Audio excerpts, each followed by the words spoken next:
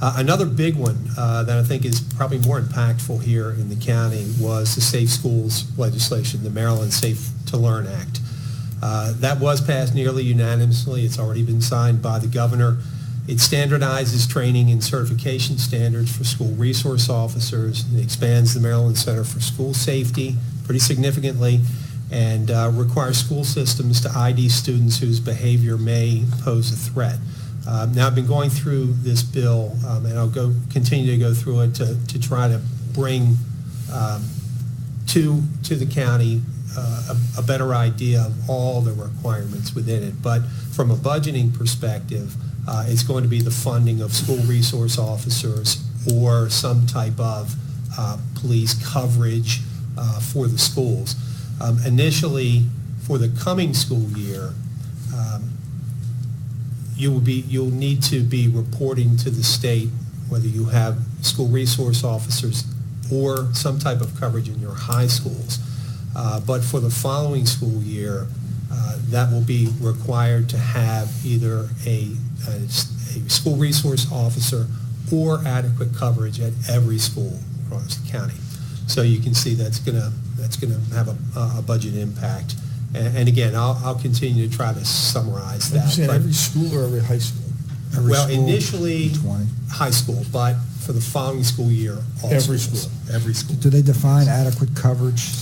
That will be collectively defined. As I read the bill, the Center for School Safety will be putting together some type of commission board that will interact with the locals to try to come to some standardization on that.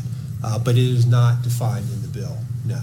Is there funding associated with it? Well, the funding is $10 million per year ongoing, but that is to fund the center and its activities and also the training and standardization of the school resource officers. So the ongoing funding of the officers themselves in the county will be the responsibility of the county. But the training and all of the data review and such that goes on an ongoing basis will be funded by the So this state. is not money we're going to have an opportunity to go after, is that right?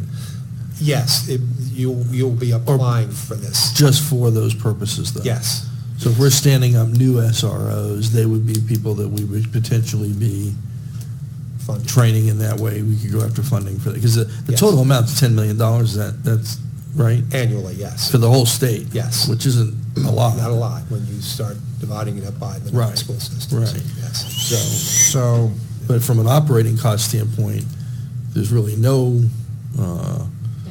we're going to be, Not that I see. so if we work under the assumption that we're going to need to put an SRO in every school in FY20, because that's what Mr. Guthrie suggested yesterday at the Board of Education meeting, we're looking at locally here, I guess, $5 million a year costs. So we better start figuring out a way to free up some wiggle room in the budget so that by FY20 we've got that $5 million available on a recurring basis to fund these resource officers. Because we're going to have to put them in, we're going to have to fund them, it will be recurring. So we need to be very careful with this year's budget that we start moving in the direction of, we should probably, in doing the 5-year plan, considering dropping the costs of the SROs into FY20 right now and trying to structure the budget to handle that. Because we know it's coming. It's coming. Yeah. It's certainly coming. And I don't think there's going to be any state money, and if it is, it's going to be de minimis. Yeah, from a funding perspective, that's probably a wise way to look at it. I think ultimately it may not necessarily require an officer in every school. It all depends on the situation and maybe how geographically how close schools are. Right. Right. We might.